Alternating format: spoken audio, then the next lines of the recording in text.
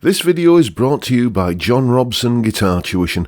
If you enjoy the content, please consider supporting the channel by enrolling on a course, purchasing some guitar lessons or a t-shirt, or you can join my Patreon. Now, on with the show. Hello chaps, welcome once again to John Robson Guitar Tuition. As always, I do hope you're well. Okay, so it's Tuesday, which means we're doing a top 5 video, and as you've probably seen from the title of this video, today we are looking at weird guitars, oddball instruments. Guitars that are, let's say, out of the ordinary. And the way I've decided to structure this is we're going to start off with the moderately eccentric, and then work our way through as we go through this list to the ones that make you go, what were they thinking? Some of these guitars have been made the way they've been made in the name of innovation. Some of them have been made the way they've been made in the name of individuality. And some, well, you can only conclude that they're just weird for the sake of weird.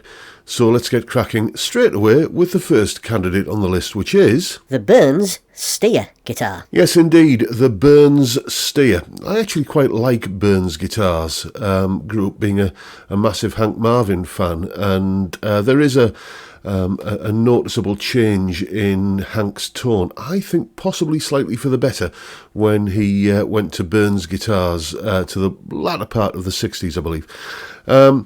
But this thing, I mean, it dates from the early 80s. I think it was reissued at some point in the 90s. And then in about 2015, I think they did another reissue of it made in China. It's got some sort of reasonably high-profile fans in the form of Billy Bragg and Earl Slick. I think they both use them. Billy Bragg certainly is very identified with one of these guitars. And when I was doing the research for this video, I came across Dave Simpson's video where he was talking about this guitar, and he just couldn't make his mind up about it all. He couldn't get his head around it. Essentially, it's an acoustic guitar with pickups. It's not a solid-bodied guitar with a fake sound hole. It is a hollow guitar. It's not like a chambered guitar, like, you know, like a weight relief on a Les Paul or something like that. It is a hollow guitar with a sound hole that they put pickups onto. Apparently it sounds pretty good. You can see you've got a humbucker there and a single coil pickup. I've heard this, the tone of this described as being somewhere between a Telecaster, a Gretsch and a Strat, and apparently it fattens up really nicely with distortion. Although being completely hollow, it's never going to be a big fan of high gain. But I mean, just look at it. I mean, is it just me, or is that guitar, has it got looks that only a mother could love? Because, I'm sorry, it is just from that lobster claw headstock thing there, right the way through to the ugly green sunburst and the inexplicable metal plate across the front of the guitar, like a Telecaster bridge that's, had perhaps too many of those little blue pills. It looks misshapen, lumpen, and wrong in every way. It's an oddball guitar, this one. You may love it, but for me, it certainly falls into the category of being a bit weird. Next, the Bond Electroglide. You know, this looks fairly conventional compared to the last one. This is the Bond Electroglide. I mentioned this guitar on the channel a couple of years ago when I was talking about innovations that never really went anywhere. Yeah, this dates from 1984, and the 80s saw like a lot of carbon fibre being used in guitar manufacturing. I mean, obviously Steinberger came out, and there were like the status bases and and various sort of things. It was very much the material of the time, wasn't it? This is entirely made from carbon fibre, and it's absolutely jam-packed with the cutting edge of 1980s technology. You don't have traditional volume and tone controls, for example. You have an LED display with rocker switches where you can dial in the amount of bass and treble that you want and volume that you want on the guitar, which I should imagine would be handy for doing those little finger volume swells, wouldn't it? You know, it's got, like, as I say, an LED display that tells you where you've got your volume and everything set. It gained a little bit of traction with players like The Edge and Mick Jones from Big Audio Dynamite. Dave Stewart had one as well. But perhaps the biggest thing that makes this guitar weird isn't the electronics, and it isn't the fact that there's not a matchstick's worth of wood in it. It's this. There's your fretboard. There's no frets. It's just like this kind of weird sawtooth stepped design, which apparently makes for a perfectly pleasant playing experience. I'm not sure I'd go with that along with that though, because I remember playing, I think it was the Epiphone something or other. Remember in the late 80s when Epiphone brought out a PRS copy, can't remember what it was called, and PRS sued them. And that had like a plastic fingerboard. It was phenolic or something like that, I think they called it. And it just felt really kind of nasty and plasticky under the fingers. And I can't imagine that this would feel too different from that, given the material it's made from. Yeah, this guitar proved too oddball for most guitarists, and Bond guitars ceased trading in 1986. I saw Ben Crow from Crimson Guitars absolutely raving about it recently, and you know, he's talking about maybe adapting that fretboard design and doing something with it. I don't know if he ever got round to doing it, but you know, let's have another look at it in full. There it is there. Yeah, it's not an unattractive guitar, but it's not what you'd call a stunner either, is it? And it certainly is, for all the reasons I've described, you know, a little bit weird, I think. Next. The Gitla Guitar. Yes, we're at the halfway point on the list now or thereabouts. This is the Gitla Guitar, and this is where we start kind of heading into the, you know, the slightly more oddball territory, I would say. This is, as I say, the Gitla guitar. It was designed by a chap called Alan Gitla in the 70s, using a principle of what he called subtractive refinement. Basically, just take away everything not considered necessary.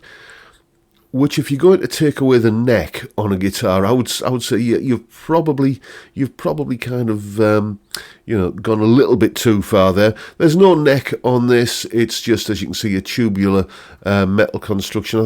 Believe it's titanium and steel that it's made from. That kind of pokey out thing that's coming out the top there, that's not a tremolo arm or anything like that. That's just to give you somewhere to attach the strap to. You know, so that's like just an extended arm with a strap button on it. Which, if you think about the way it looks, you know, that would be kind of where the upper bout of a guitar would be. So all you've got left are strings, frets, and the electronics. You've got an individual pickup for each string, and the tuners are down at the bridge end of proceedings. Andy Summers, I believe, owns one of these, and I think later on as a development, because guitar players were saying, hang on, this feels too weird, they did bring out like a detachable acrylic back for the neck, so you actually had something to sit in the crook of your hand there and make it feel more conventional. I've seen a few videos of these being played on YouTube, and the thing that always strikes me about them is that they're always being played through like a really heavily compressed, loads of echo, loads of modulation, delay, reverb, or heavy overdrive. I've never really got an idea of what these things actually sound like without all of the heavy signal processing on.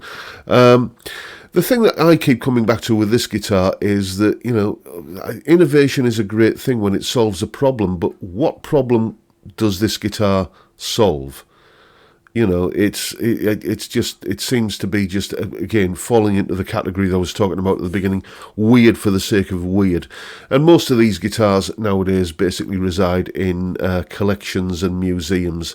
They were not a big hit with the guitar playing public, it seems.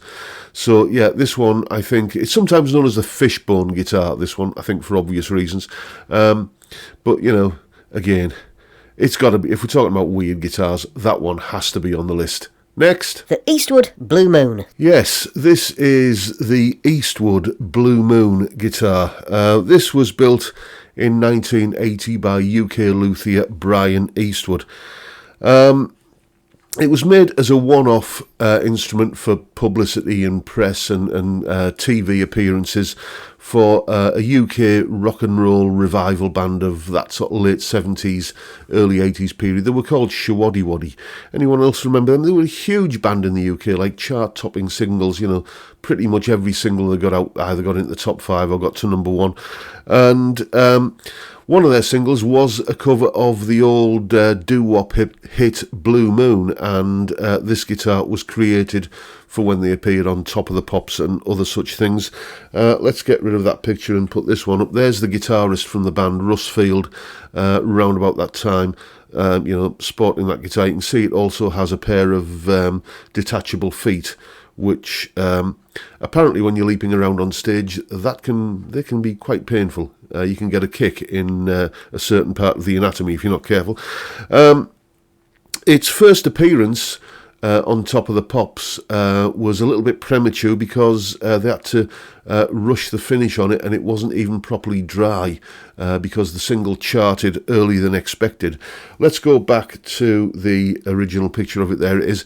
The pickup is hidden under that cloud part at the back, and you can see, if you look closely, the tuning pegs are back there as well.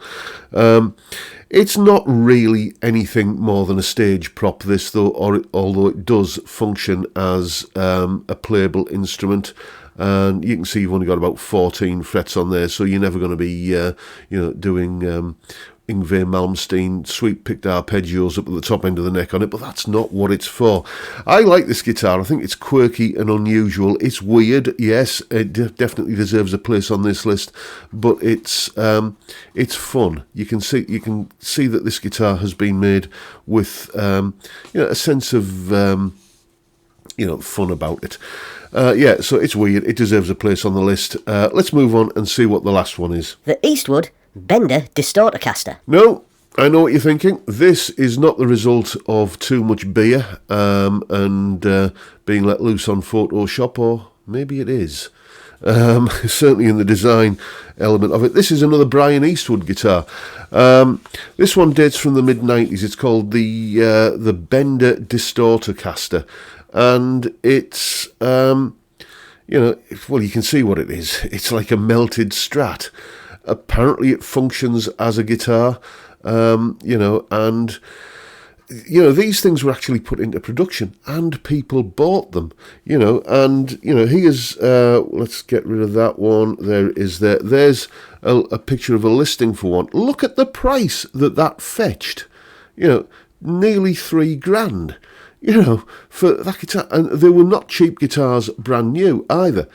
I can get the fact that it's a joke, like that sort of Blue Moon guitar that we've just looked at there, made as a one-off for a specific purpose, a bit of fun, you know. But these were actually sold as instruments, and people bought them.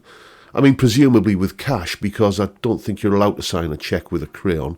But you know, I told you at the start of this list here, we'd start off with the moderately kind of eccentric and oddball and end up on the truly weird. And, you know, I don't think you get much more weird than this. I don't know if these things are still in production. I suspect they probably aren't. If you own one, please leave a comment below, get in touch, and, you know, let me know what it's like. And if you live local to me, you know, we could maybe fix up some sort of arrangement where I could do a review of it.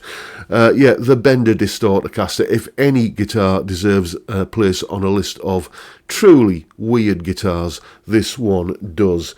And that, folks, is the list today. The top 5 weird guitars that I was that just basically popped into my head. These are all instruments that I've seen and heard of in the past. And when I'm thinking about what to do these top 5 lists on, it's I've been planning this one for a while, and I'm thinking, yeah, have I got enough candidates? And I had more than 5, but these are the 5 wheelest ones that I could think of.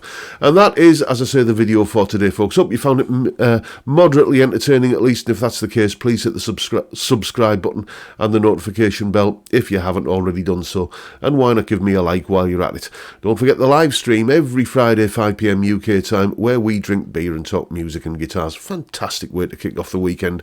I'd love to see you there if you can make it. But for now, I'll bid you all a good day and say thank you so much for watching. Thank you for your time, folks. Look after yourselves. Stay well, stay safe, and above all, stay sane.